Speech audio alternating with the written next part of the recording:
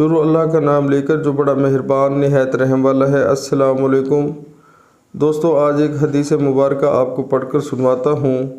رسول اللہ صلی اللہ علیہ وآلہ وسلم نے ارشاد فرمایا ہے، کثرت سے سجدہ کیا کرو، کیونکہ جب تم صرف اور صرف اللہ کے لیے سجدہ کرو گے تو اللہ تعالیٰ اس کے بدلے ایک درجہ بلند کرے گا اور تمہارا ایک گناہ معاف کرے گا۔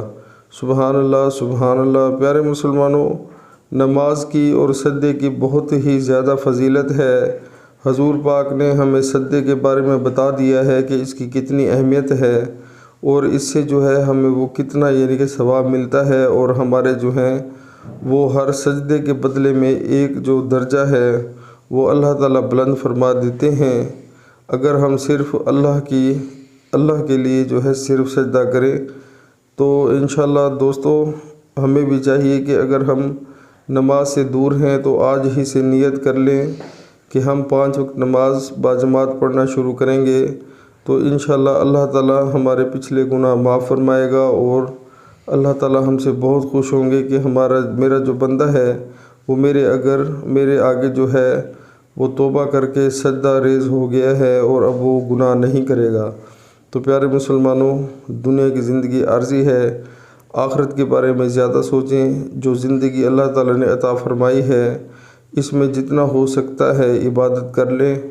بعد میں جب ہم قبر میں چلے جائیں گے تب ہمیں یہ موقع بالکل نہیں ملے گا، پھر ہم بالکل بے بس ہو جائیں گے اور ہمارے پاس یہ جو چانس اللہ تعالیٰ نے ہمیں دیا ہے یہ ختم ہو جائے گا۔ تو خدا را خیال کریں، روح جب قبض ہوتی ہے تو دوستو انسان کو 1 سیکنڈ کا بھی موقع نہیں ملتا۔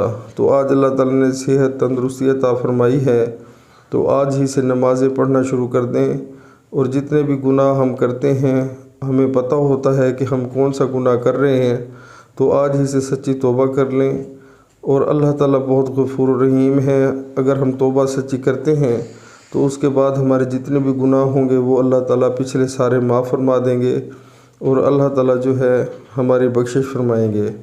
تو دوستو جیسے ہی اذان کا ٹائم ہو دنیا کے سارے کام چھوڑ کر ہمیں اللہ کے حضور جھک جانا چاہیے، اور سجدے کی فضیلت حضور پاک نے ہمیں بتا دی ہے کہ ہر سجدے کے بدلے ایک درجہ انسان کا بلند ہوتا ہے۔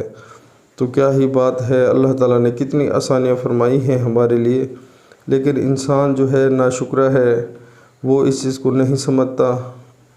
انسان کو اس وقت پتہ لگے گا جب قبروں سے ہم اٹھائے جائیں گے، تو پتہ لگے گا کہ ہم نے اپنا کتنا ٹائم ویسٹ کیا ہے اور غفلت میں ہم نے اپنی زندگی گزار دی ہے۔ تو خدا را اسی کا خیال کریں، عمل کریں، بہت فائدہ ہوگا۔ السلام علیکم۔